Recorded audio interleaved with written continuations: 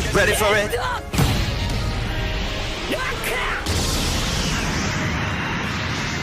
Humans used to be a very feeble species that couldn't even defend itself against small creatures hundreds of years ago.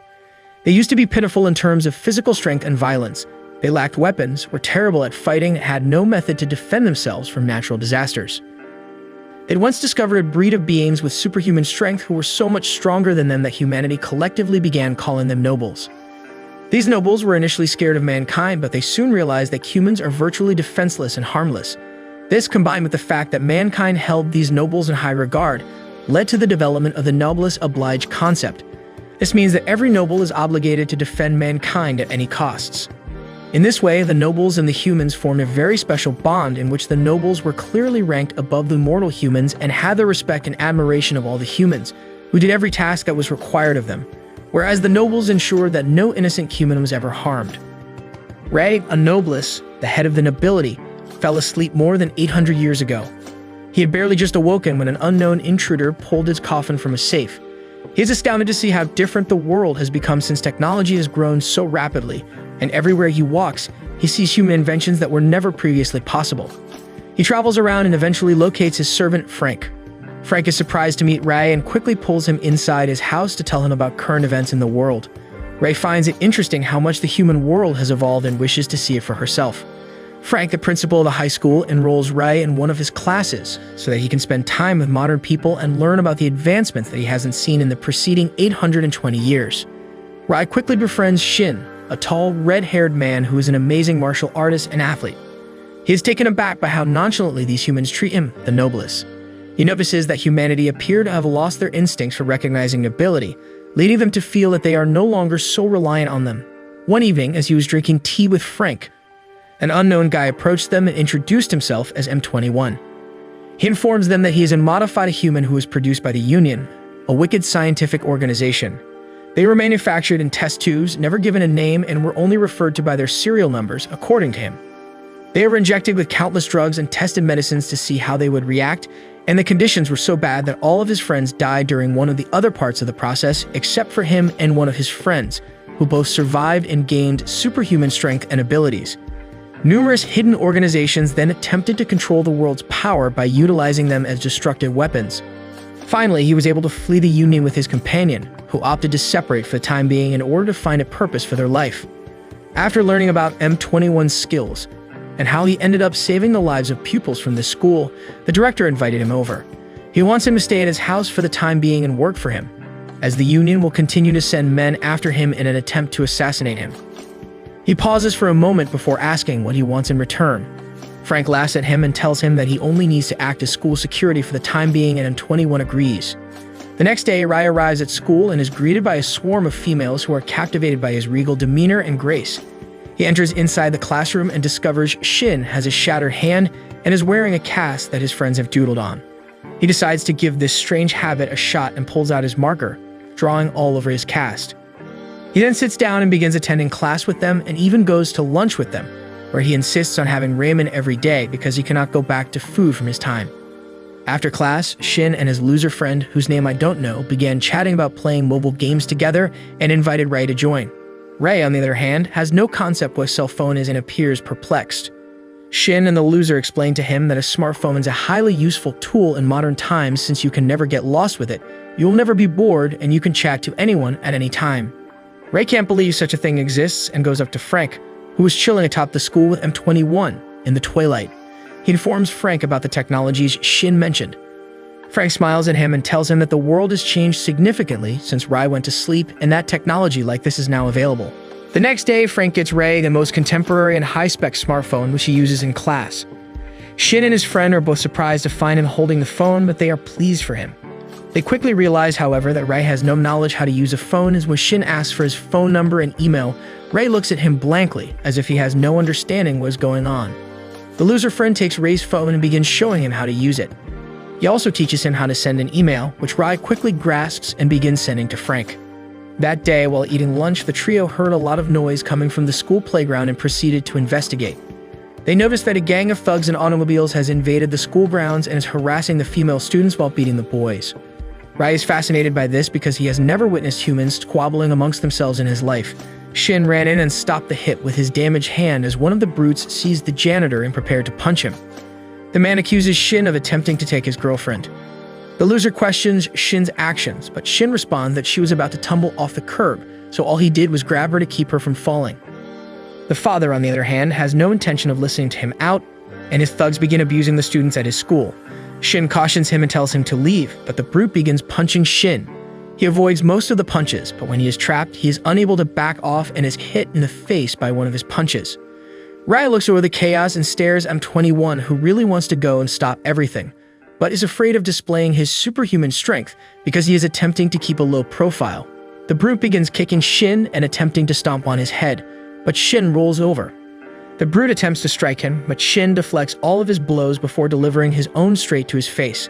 The monster becomes further angrier and begins throwing hard blows, which Shin tries to parry with his damaged hand. His cast begins to peel off and the brute strikes him in the gut before slamming him on the loser as they both collapse to the ground. He rushes towards Shin, but is stopped by the janitor, who urges him to leave since he would not let him harm the pupils, but the brute doesn't care and grabs the janitor by the throat. M21, who walked calmly towards him and told him to let the janitor go, interrupted him before he could do anything. If he doesn't want to get beaten up, the brute advises him to piss off. M21 responds once more by urging him to leave the janitor alone, prompting the brute to drop the janitor and attempt to punch him. M21, on the other hand, is light and quick and easily dodges his punch before snatching his chain and slamming his head on the ground. The brute tries to grab his hand to get him to release go, but M21 is far too powerful. He then smashes the brute against one of the cars and threatens to kill him, scaring him so much that he flees with his gang. Everyone applauds M21, who is taken aback because he is not used to being praised. Ray, who is seeing all of this, simply returns inside to finish his ramen as he gradually realizes how dangerous humans have become in comparison to the past. The next day starts as usual, and Shin is late for class as usual. The teacher finally walks in with 2 new students by his side, whom he claims are transfer students from Korea. The guy is short and has a spiky set of hair and introduces himself as Regis, while the girl introduces herself as Sierra. The teacher then tells Shin that it is his responsibility to show them around the entire school, which he reluctantly agrees to.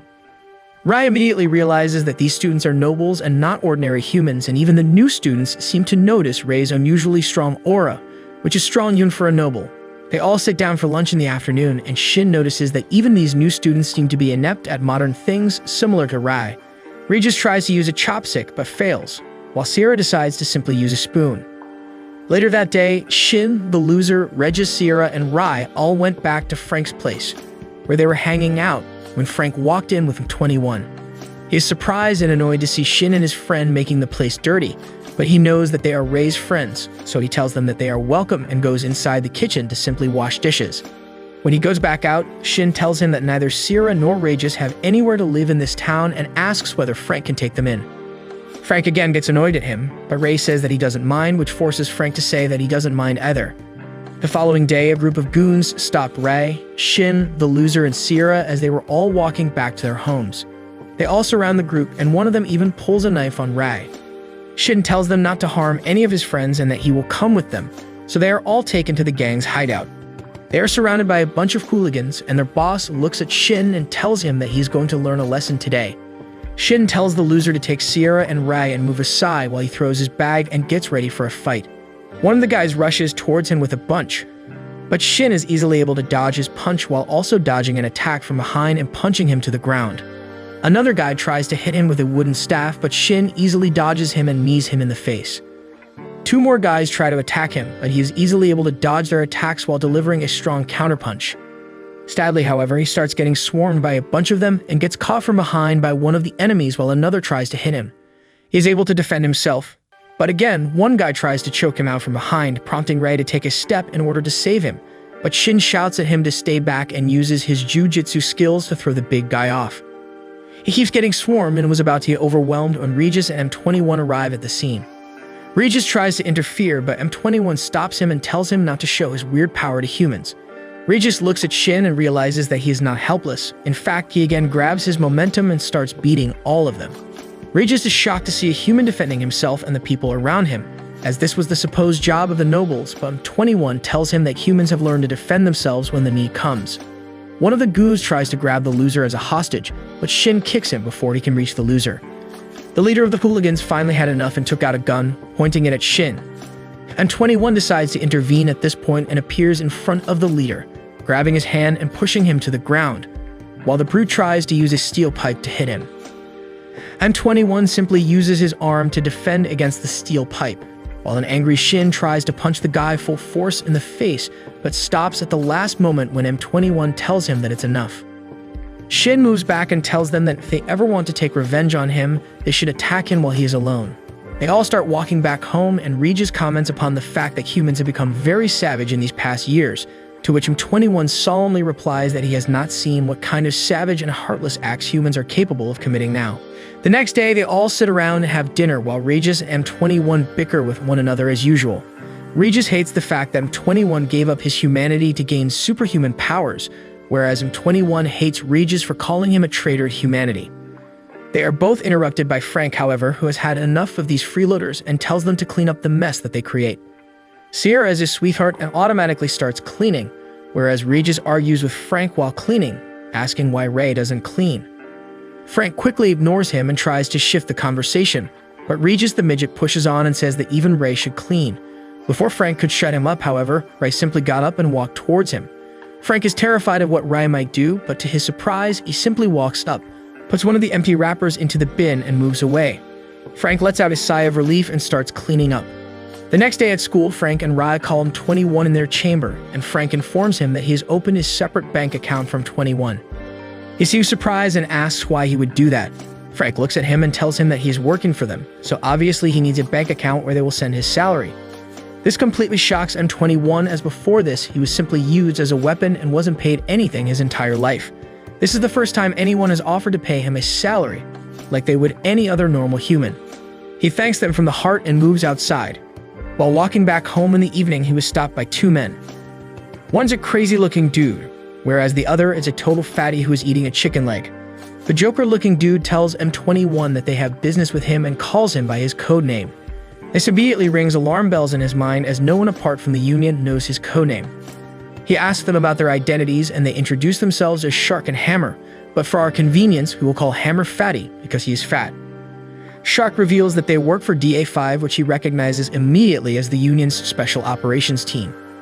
He asks them why they are here, to which Shark replies that they are going to take him with them, and they also end up insulting M21's only living comrade.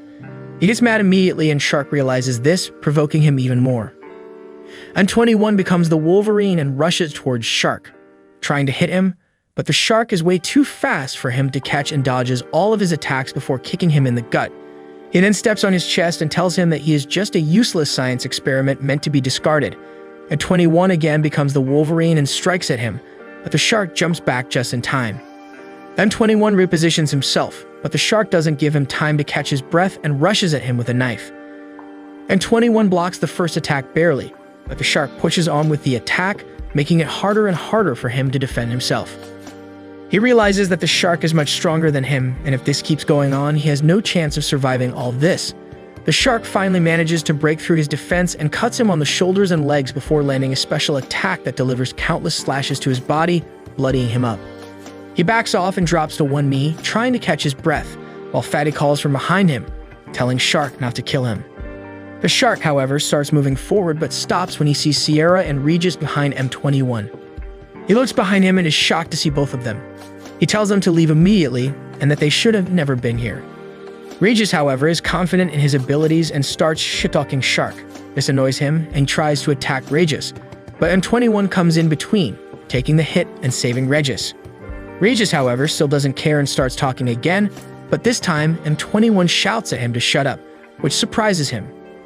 The Shark moves forward but is stopped halfway when a guy lands behind M21 and tells the Shark to stop. He looks behind him and realizes that the guy is Cran, the leader of DA5. He tells Shark to back off as they want him alive, and tells M21 that he is coming with them. M21 agrees to go with them without further resistance if they let both Regis and Sierra go unhurt, as the leader promises him before they escort him away. Regis and Sierra return to Frank's house, but when asked about M21, Regis simply shrugs it off because he is annoyed at him for stopping him from battling them. Frank asks Sierra what happened, and she informs him that they were walking back when they spotted M21 with two people who she doesn't know. They seem to be having a quarrel, but at the end of it, M21 voluntarily walked back with them. Frank thanks her for the information and thinks about what could have happened. He knows that the people that Sierra is talking about must be the members of the Union, but he doesn't know whether M21 went with them to save Regis and Sierra, or whether he was actually a spy sent to get information on Ray, and finally, when his job was done, he returned. M21 is taken to a safe house, where he is being beaten up by Shark to get information out of him. Kranz, however, tells him to stop and asks M21 to simply tell them what happened to the coffin he was tasked with retrieving. When he refuses to answer, Kranz asks whether he has been ordered by the Union to stay quiet. This makes M21 realize that they don't seem to know that he betrayed the Union and released the Noblesse from the coffin.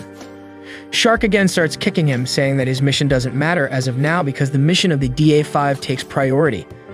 And 21 realizes that he could use this situation for his benefit and decides to stall them. He tells them that he will give them information only if they are willing to make an agreement. Kranz looks at him and tells him that he is in no position to bargain, and if he wants, he can simply use the truth serum created by the Union on him.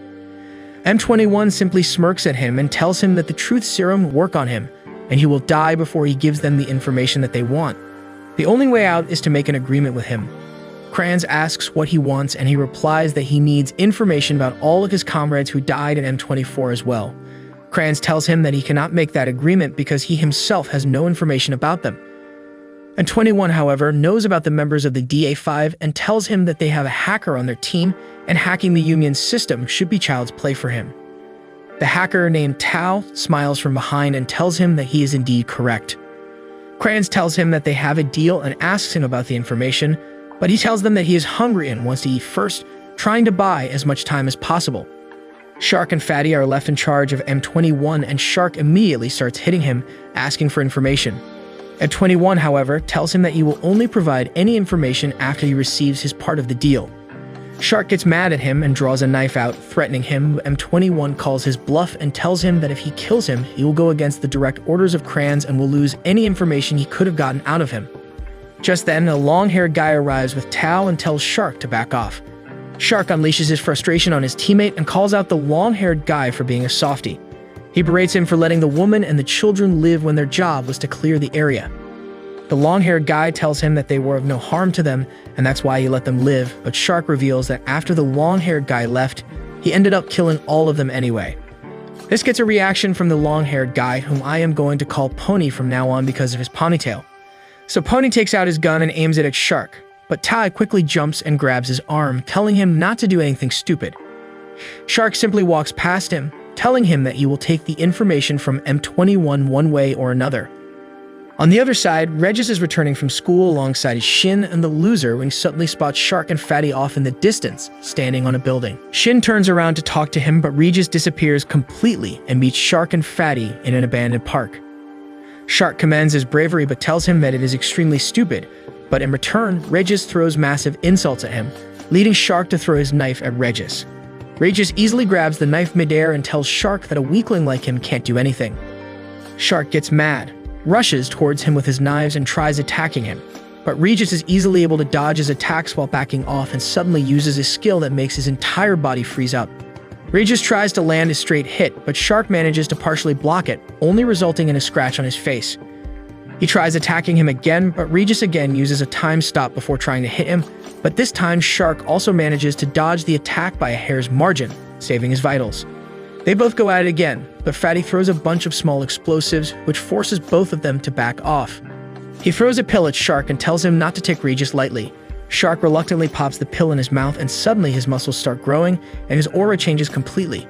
His speed becomes absurdly fast, as within a blink he appears behind Regis and tries to attack him, but Regis jumps back. To his surprise, however, Shark appears behind him again and dodges when Regis tries to land a punch.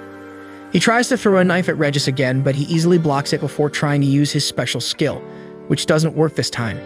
Shark laughs at him and tells him that his trick won't work on him anymore, before mocking him. This makes Regis angry, and before he could even react, he appeared behind Shark and punched him in the spine, making Shark yelp in pain as he never expected Regis to be this powerful. He would have died, but Regis stops himself in the middle as Fatty brings the attention to himself and shows the unconscious bodies of Shin and the loser on the floor, telling him to come with them silently. Regis complies reluctantly and is captured by them. In the safe house, M21 is taken to a different room, where he is shocked to see Regis, Shin, and the loser lying on the floor, while Shark threatens to kill them if he doesn't talk. Back at Frank's place, Sierra walks up to Frank and Ray, informing them that something has happened to Regis. She explains that both she and Regis have a very faint neural connection with each other that both of them can feel. According to her, it only gets lost when one of them is either unconscious or dies, which means that Regis is either unconscious or dead at the moment. She thanks them for their hospitality and tells them that she is going to find Regis. Frank tells Ray that Shin emailed him saying that both he and his loser friend are also coming over to play games, but now that he tried to contact them, none of them were picking up the call either. This prompts Ray to get up, and both he and Frank start following Sierra. Back at the safe house, Regis finally wakes up to see himself surrounded by the members of the DA5 faction. Shark tells M21 to reveal any information that he has while he puts a knife to Regis's throat, but M21 turns his face around, claiming that Regis is just an insufferable brat who he doesn't care about, and they are free to do as they please. Regis, however, is as sharp-tongued as usual and starts insulting Shark again, which results in a swift kick to the face. Finally, Shin also wakes up and is shocked to see himself surrounded by these men, but immediately his attention goes towards his unconscious loser friend. He tries to wake him up, and as he wakes up, Shin looks around and spots Regis, battered up, and M21 standing in the distance. He asks M21 what is happening, but he doesn't reply. Regis, however, butts in by saying that M21 has traded his humanity for power, so you cannot expect much from him anyway. Both he and the loser are very confused by this and try to talk to M21, but he refuses to reply. Shark picks Shin up by grabbing him from the collar and puts a knife on his throat, trying to get a response out of M21, but he doesn't budge, claiming that he only knows the kids as some random high schoolers that went to the school where he was posted. Shark gets mad at this and kicks Shin to the floor before stomping on his head. Pony tells him to tone it down, but Shark tells him to shut up as they are no use to them anyway, so it doesn't matter whether they live or die. He adds that it would be better if they died because now they have seen them. Tao, however, tells him to stop, claiming that their memory erasure drugs should be enough to wipe their memories and they won't have to kill these kids, but Kranz intervenes, saying that the kids will have to die, shutting both Pony and Tao down. Shark is happy to hear this and pushes Tao away to make his way towards the loser, but Shin grabs his legs and doesn't let go. He shakes Shin off and decides to kill the loser, but Regis jumps in between them, still bound by the special shackle that stops his powers. Shark tells him to move out of the way, but Regis, as usual, ends up skulking Shark, making him angry again, which results in a big punch to Regis's face. He moves towards him again and picks him up by the hair, but before he can hurt him, Shin decides that he has had enough and jumps in to attack Shark. Shark thinks that Shin is like any other high schooler and decides to simply punch him away, but he dodges his punch and delivers one of his own on his face. Shark drops Regis to the ground and turns towards Shin, grabbing both of his hands and then his throat before starting to choke him to death. The loser immediately runs up to him and grabs his arm, trying to make him let go, begging him to not kill him, even biting his hands to try and stop him. But Shark doesn't care and keeps choking Shin out to the point where his body goes limp and he becomes unconscious. Regis can do nothing but watch because of his shackles, but suddenly, M21 decides that enough is enough and runs up to Shark, becoming Wolverine again and slashes his right arm, forcing him to drop Shin, saving his life. On the other side, Sierra has arrived at the safe house and walks towards the entrance, where her way is blocked by Fatty, who asks her what her job is here with an ugly smile. Sierra calmly tells him to move out of the way, but Fatty realizes that she is one of the nobles with special powers and immediately throws a bunch of bombs at her while simultaneously backing up.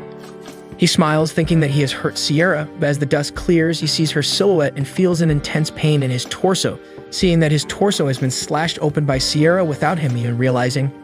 He decides that this is not a good place to fight and throws some more bombs at her before disappearing. Ray and Frank also follow her, but instead of going through the main entrance, they land on the rooftop like total bosses. They are met by a pony over there who is waiting for them to come.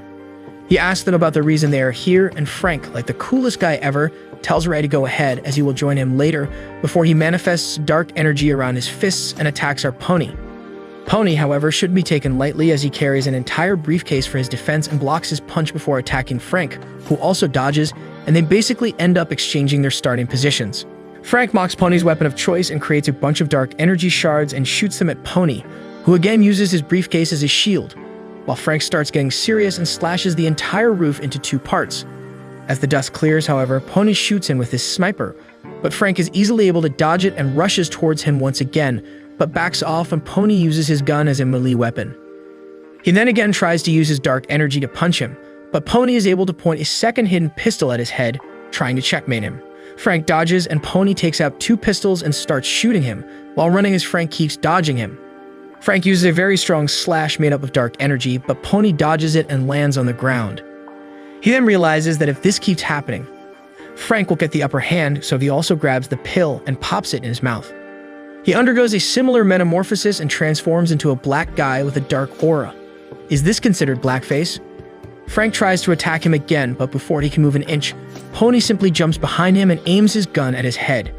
Meanwhile, M21 knows that he cannot defeat Shark if he recovers and pushes in with an attack, but Shark is able to defend himself and kicks M21 back before swinging his blade in the air, which is enough to slash through M21's clothing, revealing his roided-up muscles.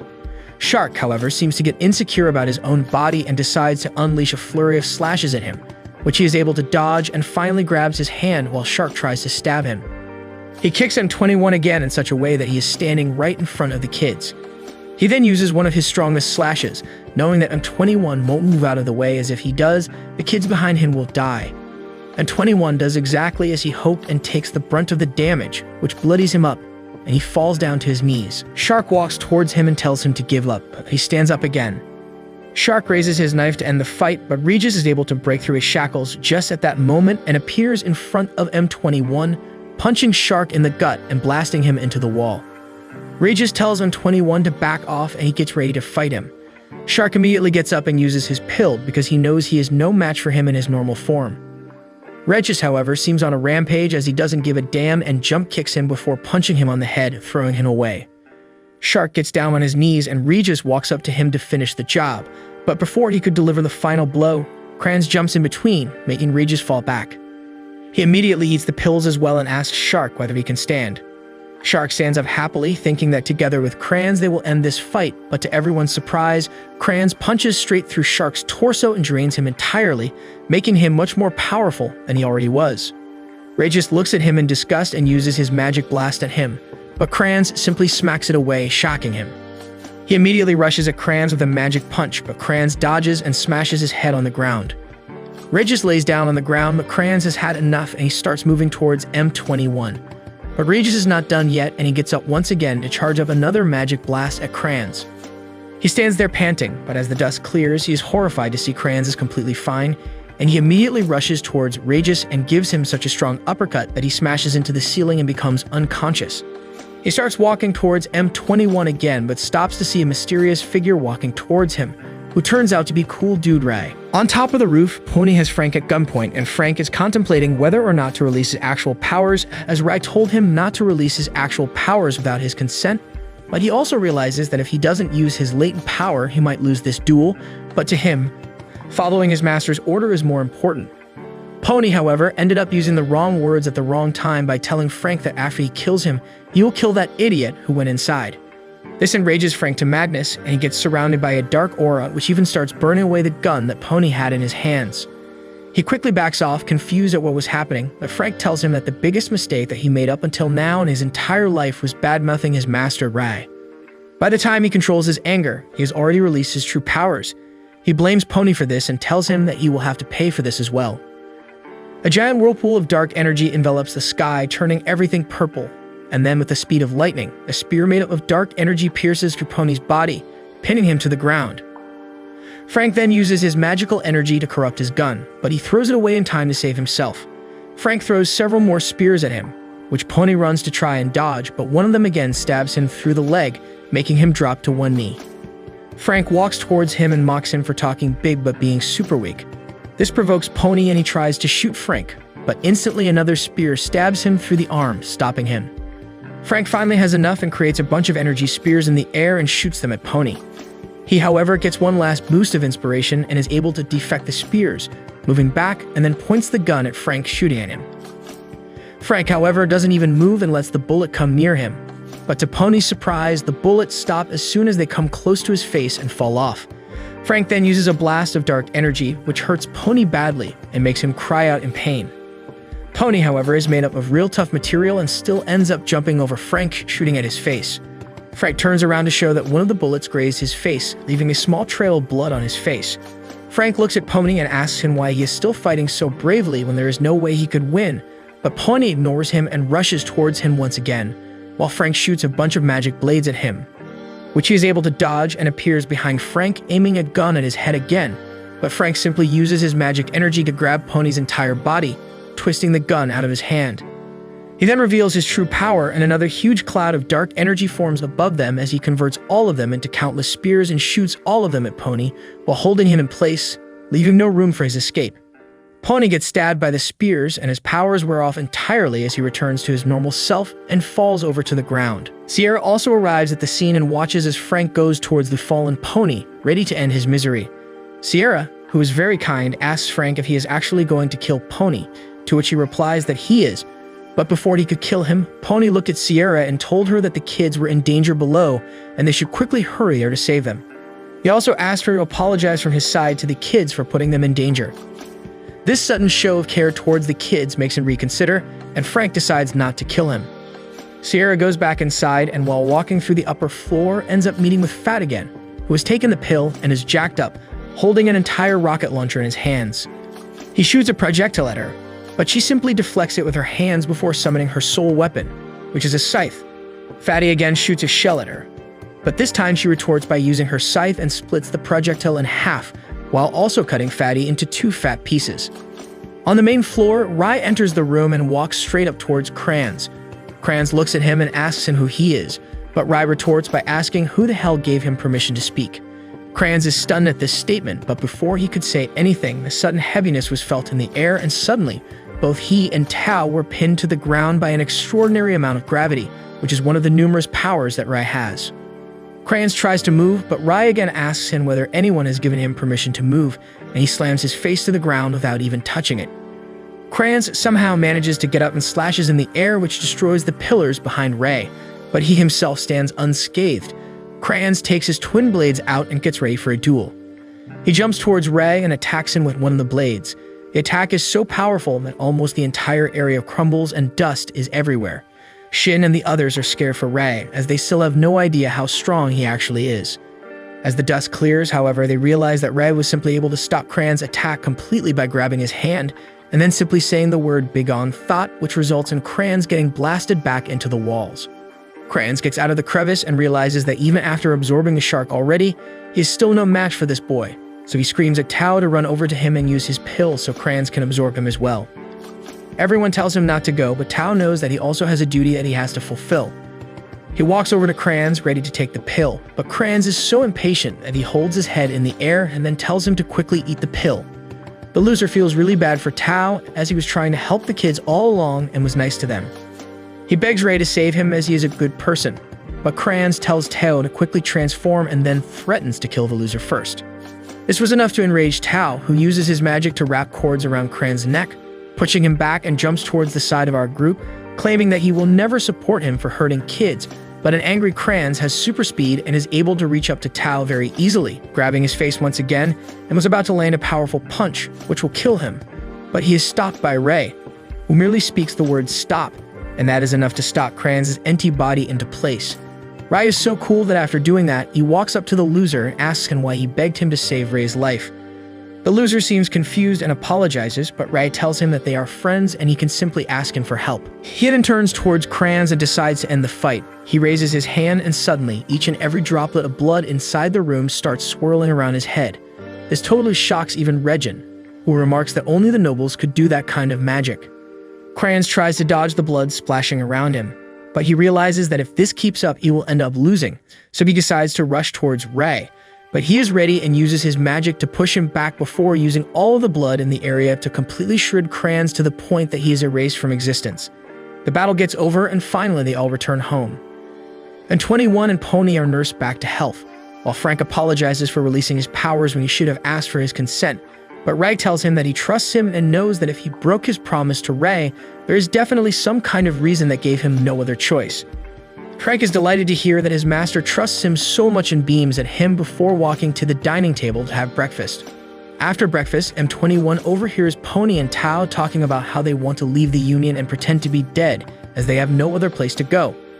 M21 hears this and goes over to Frank before they can leave and bows in front of him, begging him to let these two stay with him, as he knows that Union will find and kill them otherwise. Frank smiles at him and tells him that he doesn't have to beg him for anything, as this is his home as well, and of course they can stay in this house as they can be used as important assets as well. Shin and the loser are finally strong enough to attend the school again after being fully healed at Frank's house. They both enter the school gates to find both Tao and Pony dressed in a security uniform alongside M21. Because of their cool clothes and sharp demeanor, they are being swarmed by girls left and right as if they were a K-pop band. Shin is jealous because not even a single girl is giving him any attention, whereas as soon as Rai enters the school alongside Regis and Sarah, all of the girls start fangirling over him as well. Inside of the class, Shin is still sad about the fact that he gets no bitches, and later when they go inside of the canteen, it pains him even more, as even though Ray is simply waiting for his ramen to cool down, all of the girls seem to flock up to him for no reason. Loser asks Shin what kind of girl he is interested in, but before he could reply, he spots Regis and Sarah entering the class, and observing her elegant demeanor, he ends up confessing that he likes Sarah. Loser asks Ray whether he will help Shin go out with Sarah, and he replies that he will. After that, they all move towards the hallway behind Sarah, where they find all the girls grouped around the 3 security guards, which makes Shin even more sad. They all meet behind the school, where the loser explains that Shin wants to go on a date with a girl but doesn't know how to do it, as he has never done it before. All of the 3 men try running away, as they themselves don't seem to have much experience in this matter either, but they are all stopped by Shin and the loser, begging them for help. Tao decides to open Bing, which is the best browser ever created, and starts looking at WikiHow articles about getting maximum Riz, whereas Pony decides to teach Shin the old school way of doing things but ends up getting embarrassed. Finally, after losing all hope, they end up going to Frank, who proudly tells them about his exploits and how he had so much Riz that even if he breathed, the girls around him used to go crazy. He tells them that if he wants to go out with Sarah, he should learn about what she likes and what she doesn't like. This seems like an excellent idea to them, and they end up going to Regis and ask him about Sarah, but he replies that he doesn't know anything about her, as they barely talk. They only work together because they have to, and apart from that, he has no interest in knowing about her. He starts moving away when M21 pokes at him by saying that he probably has no bitches and never even smelled a girl before. This makes Regis angry, who tells him that he is very popular among girls and he doesn't need to prove anything before moving away. He, however, is again stopped by M21 poking fun at him, as they are always at each other's throat. Just then, however, Rai ends up commanding Regis to help Shin, and he immediately kneels down and agrees. Later, they all go down to the library, where he instructs Shin to write a love letter to Sarah, but this dyslexic idiot has no idea how to write anything that isn't mindless scribbling. He ends up getting fed up and walks away, crumpling the paper and throwing it away. Afterwards, they decide to play towards Shin's strengths, which is his athleticism. They organize a basketball match after dividing the team, so that Shin can look cool while playing amazing, and the rest kind of just let him win. The game starts and the ball ends up going towards Ray, who has never played this game before. He simply grabs the ball with an extremely menacing aura surrounding him, but instead of dribbling or passing, he simply walks towards them, which becomes a foul and the game starts again. Shin is able to get his hands on the ball and tries to shoot for a basket, but it ends up missing, and the loser friend again passes it towards Ray, who simply dodges the ball elegantly without even moving. The ball goes towards Regis, but instead of passing it towards Shin, this competitive idiot ends up rushing past them, and when Tao tries to take the ball away, he simply shows him his NBA level skills and drops him. He tries to secure a basket, but is stopped by M21, who then engages in a vicious competitive battle with him, in which both of them keep trying to one-up each other. Tao decides to intervene and throws the ball towards Shin, but M21 ends up getting the ball and secures a basket for their team. This fires up Regis as well, as the competitive spirits skyrocket, and they both keep shooting for baskets one after the other. Finally, the ball again goes to Ray, who shoots it towards the end with such an incredible speed that no one dares to block it as it goes towards Shin. Shin grabs the ball and decides to not waste this as he runs towards the hoop, but just before he can secure the basket, Pony ends up blocking the ball to everyone's surprise and shoots a three-pointer and secures the victory for their team, only later remembering that this game was supposed to make Shin look better. Shin and the loser sit outside the school as he doesn't think that anything can be done now. Regis and Sarah both arrive at the location, and Regis tells him that he is summoned to Frank's house and walks away, while Sarah waits behind and hands him a crumpled paper, which turns out to be the love letter that he was trying to write. Apparently, Rai ended up giving the letter to Sarah, and she tells Shin that she likes him the best when he is being himself, and they all walk together towards Frank's house. They all reach Frank's house, where the atmosphere seems to be a bit serious, When the loser asks what's up, Frank replies that they are going to erase their memories, surprising them completely. Shin calls bullshit and says that there is nothing like a memory eraser, but Frank replies that they have already rewritten their memory twice before, as the existence of nobles and superhumans like M21, Tao, and Pony cannot become human knowledge. They both try to fight this, but even Ray claims that this is how it needs to be and starts sipping his tea. They both finally agree to it, and Rai uses his special abilities to rewrite their memories and erases all the memories of the supernatural events that took place. The next day, while Tao and 21 and Pony were near the front gates of the school, an unknown old man, dressed fully in white, walks up to the school and tries to walk past them. The three men confront him and ask for any sort of identification, but the man simply tells them to back off, while emitting a really strong aura around him. Before they can do anything, however, Regis and Sarah both just appear before them, kneeling down, while the old man asks Regis, why are these measly humans in their way? Regis tries to speak, but is interrupted by the old fellow, who shames him for forgetting that he is an ability. Suddenly, Frank arrives from behind and addresses the old man as Gage, while the old guy is shocked to see Frank here. He takes Gage back to his house, where Gage inquires whether Sarah and Regis are living with these humans, and is horrified when Frank says they are, because this is his house and he can decide who lives here and who doesn't. Gage enters the room, where he finds Ray sitting quietly, sipping tea. Gage asks him whether he has any recollection of the past 800 years, but he replies that he was in a deep sleep. Gage claims that both Sarah and Regis were sent here to investigate Ray's coffin, as the things in Lucadonia, the place where all nobles reside, has changed greatly. When Rai entered his eternal sleep, many great lords and even the previous ruler followed and entered a deep sleep. In nobles, an eternal sleep is synonymous with death, and because Rai was the reason the other lord basically died, the new ruler, who is the daughter of the previous ruler, has deemed Rai as a traitor and wants to kill him. Gage claims that the mantle of the clan leaders have come upon the younger generation and tells them that even Sarah is one of the clan leaders.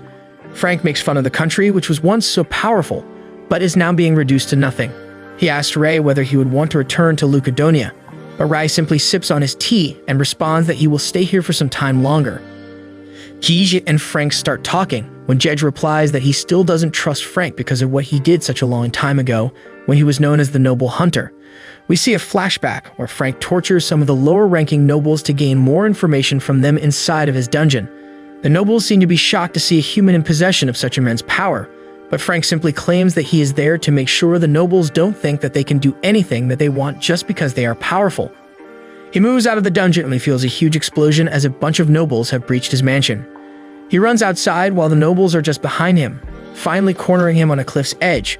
They tell him to stop resisting and come with them to the castle, but he refuses while mocking them and uses his mystical powers to obliterate the entire group at once. By the time he is done with all of these small fries, two of the clan leaders appear before him, one of them being Gage and the other one named Rhaegar.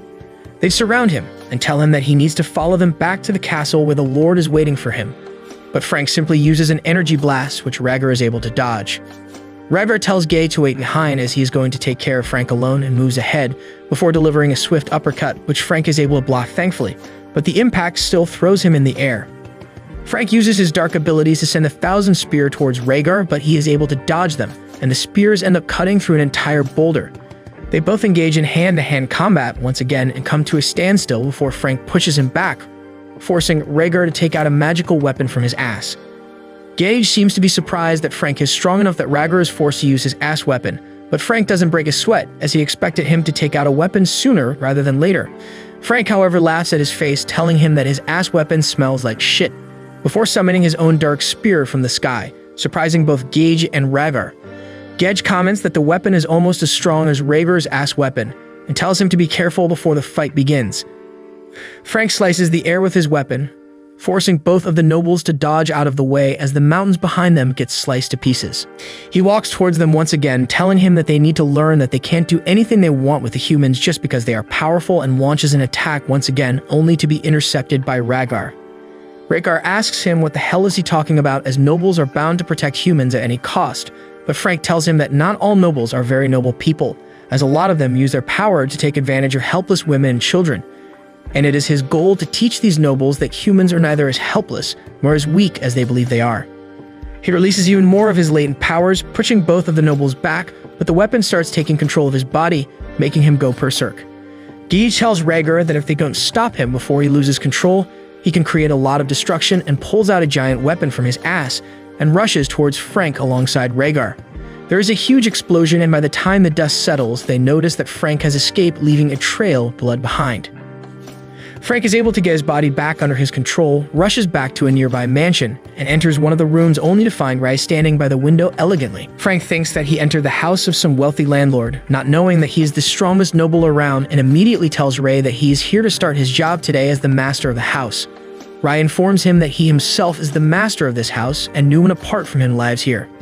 Suddenly, the gate opens again before Gage and Rhaegar enter the room, immediately bowing to Rhae, apologizing for their rude behavior, before telling him that the Lord of Nobles has ordered them to capture and bring back this man to him.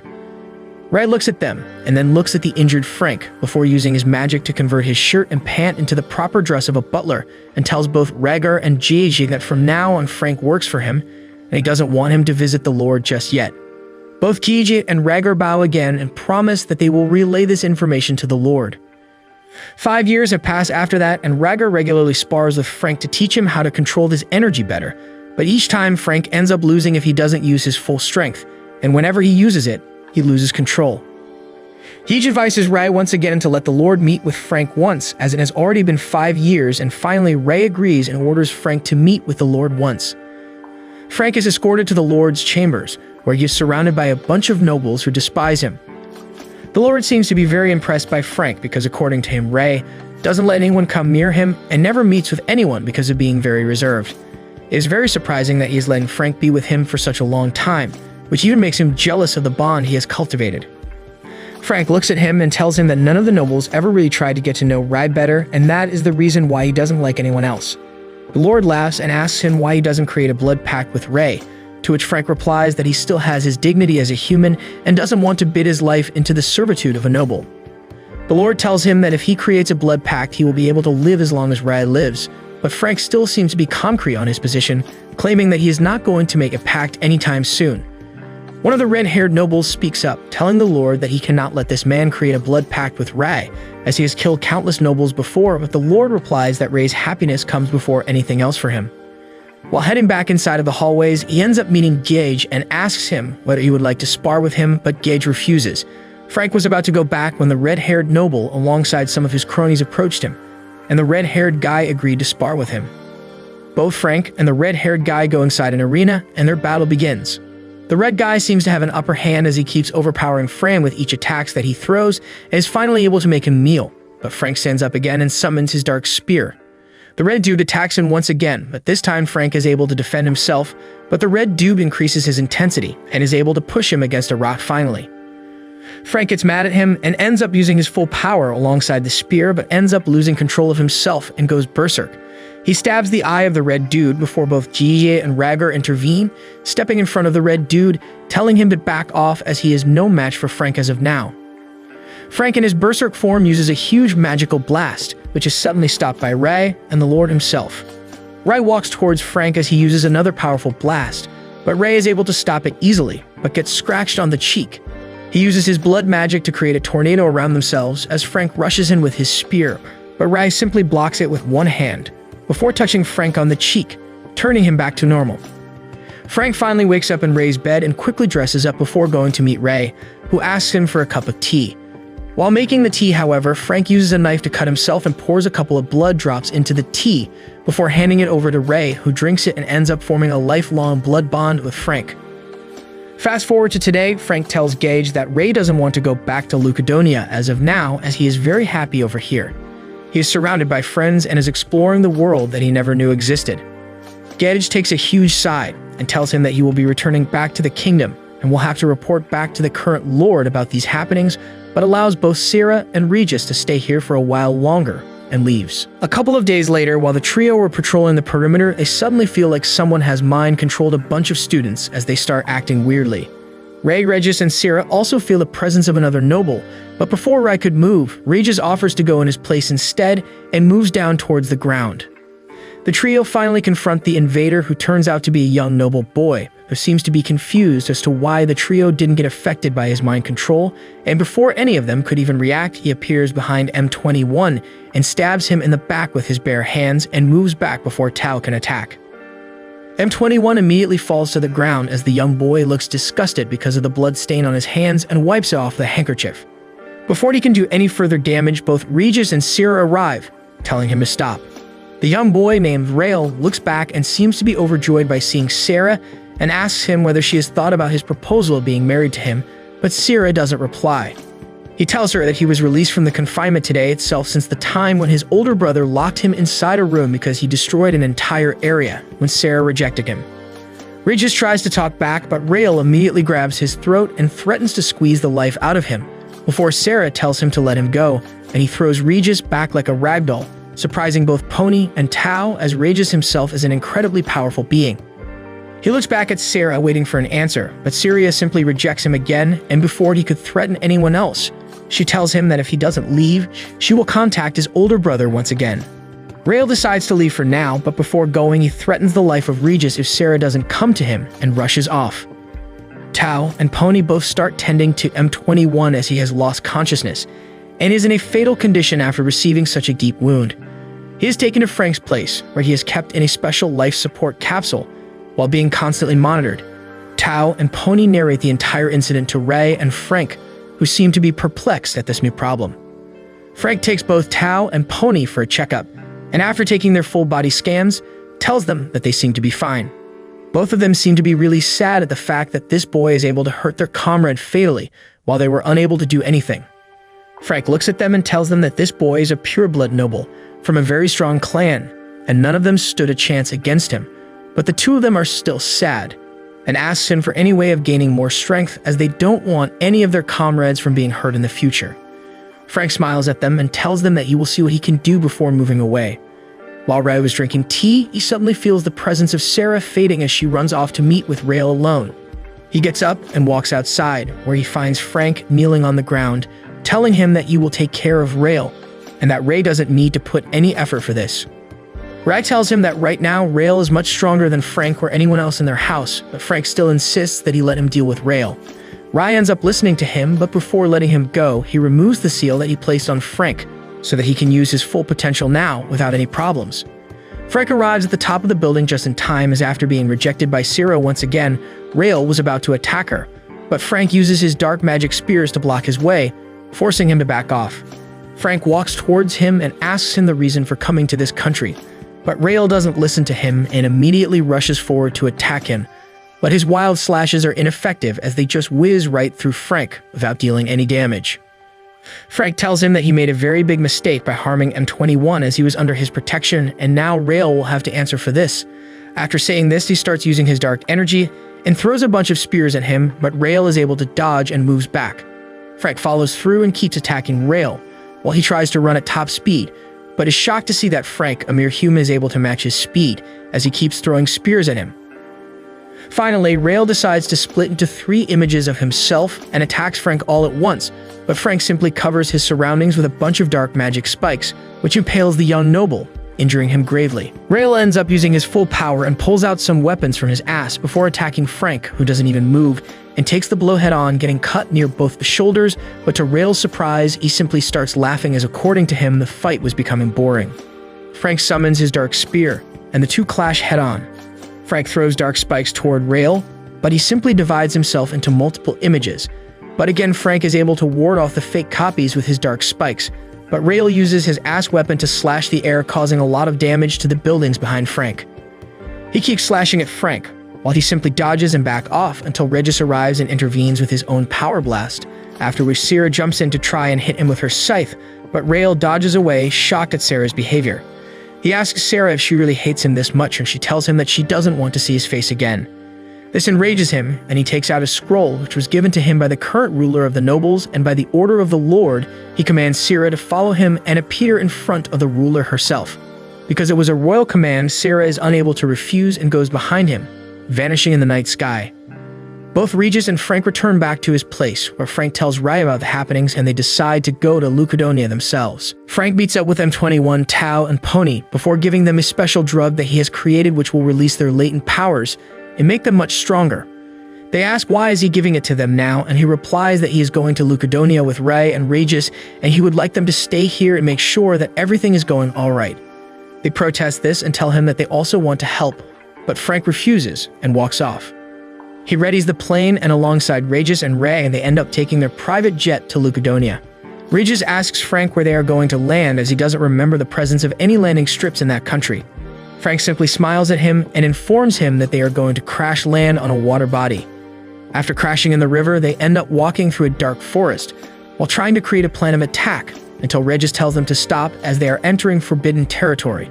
Frank and Ray seem to be confused at this, but Regis explains that the previous lord asked them never to walk past these forests.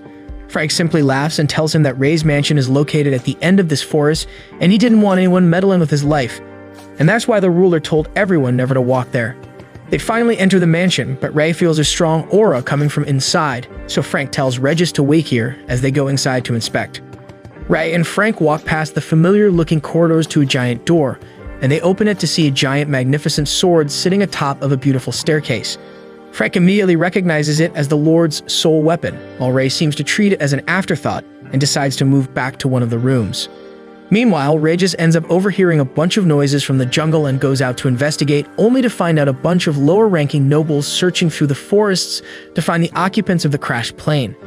He quickly covers his face up with a mask and descends upon them, knocking them out one by one, but gets overwhelmed by their large numbers, when suddenly a bunch of them are shot and killed by Tao, Pony, and M21, who are surprisingly hiding on top of the trees. Regis takes all of them to Ray and Frank, where they reveal that they ended up hiding inside the plane because they wanted to assist Ray and Frank in what they were doing. Ray looks at them with a smile and tells them that he had a bunch of empty rooms lying around anyways, so he doesn't really mind. They decide to get divided into teams so that Ray can reach the palace of the current leader without any delays. Ray and Frank walk together towards the castle, while Regis and M21 run alongside each other as rivals and as comrades to get rid of any enemies along the way. Both M21 and Regis are being provided cover and information by Tao and Pony, who are hiding amidst the trees ready for any kind of problems that they might encounter.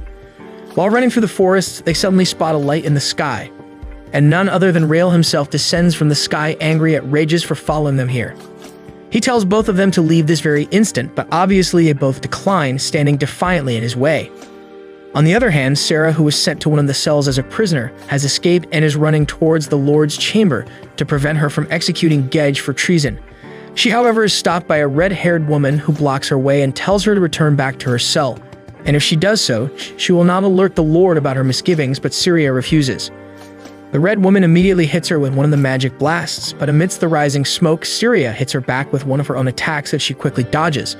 They both go back and forth before Syria decides to get serious and summons Scythe from her ass, which forces the red woman to also summon a wand from her ass. She uses her wand to create a bunch of bee-blades and uses them to attack Syria, but she is able to block all of them with ease, but even after that, she ends up getting beaten and dominated by the more experienced red woman and taken captive. On the other hand, Griel tells Regis that Sarah is in prison right now just because of him and his family, as because his grandfather Gedge ended up betraying the Lord's trust. She ended up putting Sarah inside of a cell as well. This ends up affecting Regis, who loses his concentration, and Rael takes full advantage of that, attacking him immediately. Before he could reach Regis, however, a 21 intervenes and tries to claw Rael's face off, but he dodges the attack and backs off. M21 shakes Regis back to reality, telling him to concentrate and tells him to run ahead and save Sarah and his grandfather, while he takes care of this blonde bitch. Regis tells him that he cannot handle Rael alone, but M21 reassures him and tells him to leave, and before Rael could make any wisecracks, M21 lunges towards him with surprising speed, and even though Rael tries to dodge, he's able to scratch him in the face, surprising both Rael and Regis. Tao tells Regis to move on, as Frank gave them some blue meth created by Jess Pinkman with the chili powder, and with that, they are undefeatable. Regis acknowledges the powers of the blue meth and thanks them before moving ahead, while Rael is fuming at the fact that a mere human was able to hit him and lunges at M21, scratching him on the arm before trying to follow up with another attack, but is stopped by the bullets sent his way by the courtesy of our man, the Great Pony. Rael gets even more angry, daring Pony and Tao to walk out of their hiding place and fight like men, but they simply ignore him, as they know that patriarchy is dying anyway. Tao tells M21 that this is a good time to try and provoke him so that he loses his cool and makes mistakes. M21 is used to making these nobles angry, thanks to his experience with Regis, and starts making fun of Rael, calling him a sissy cuck, whose crush hates him. This angers Rael to no extent as he jumps in for the attack, trying to dodge the bullets, but one of the bullets ends up grazing him, making him back off while M21 tries to attack him. He ends up backing off into a trap which is set by Tao, who activates it, and the area explodes with lightning energy. M21 is shocked to see Rael still standing as the dust clears, and his anger has reached his limits as he pulls out 2 blades from his ass, deciding to go all out on these humans. Ray and Frank notices these light shows from a distance, and Ray tells Frank to make sure the boys are okay, as he goes forward to find the castle alone. Rael uses his knife blades to hit M21, who gets hurt and starts bleeding all over, while Pony tries to assist him with cover fire, but Rael simply blocks the bullets with his ass weapon, telling them that now this nonsense is of no use. Both Pony and Tao decide that following the Vietnamese tactics is not going to help anymore, and they jump down the tree and rush towards M21 as Rael kicks him in the face before punching him down, but just before he can end his life with a swift stab, Tao enters the fray and blocks his attack with his whip. Pony, like a true American, starts blasting, but Rael is able to use his super speed to dodge all of their attacks and uses an air slash to throw them away before he walks up to them and starts kicking them in the face. M21 grabs his feet from behind, but Rael simply starts kicking his head as well. Before he could kill them, however, another noble appears besides Rael, who turns out to be the current leader of their clan, Rael's older brother, and the oldest son of Rhaegar, who once fought and trained Frank. The leader asks Rael what's going on before Rael starts telling him how he was just finishing the enemies off, when suddenly Frank arrives from behind them. Rael immediately recognizes him and tells his brother that this blonde guy attacked him when he tried taking Syrah away, but before he could complete his sentence, an angry Frank stabs him with hundreds of spikes, right in front of the leader, telling him that he is done with these games, and this might be their first life or death battle, but he has gone through battles like these countless times. The leader tells Rael to back off as Frank is way beyond his capabilities, and even before the fight starts, he pulls out his weapons from his ass, ready to fight Frank at his full capacity. Frank tells him that he once fought his dad, and later his dad taught him all he knows about battles, before taking his Dar spear out, and they proceed to clash, creating a huge explosion. After a bit of back and forth, the leader slashes at Frank, but he is able to block his attacks, creating a huge screen of smoke, which clears up and Frank realizes that the leader is nowhere to be seen. His family has been experts of ambushes, and this guy seems to be just as good, as he can't even feel his presence. The leader attacks Frank from his hidden position, which scratches him but also gives him the general direction of Rael's older brother, and he jumps up in the air, before throwing the 1,000 spikes everywhere, and slices through the jungle to reveal the leader, who jumps up in the air to save himself. The leader divides himself into multiple illusions and attacks Frank all at the same time, but he is able to defend against all of them at once. But Rael, the little snob, ends up attacking the trio, and while trying to block his attack, Frank ends up getting hit by the leader's attack, getting hurt.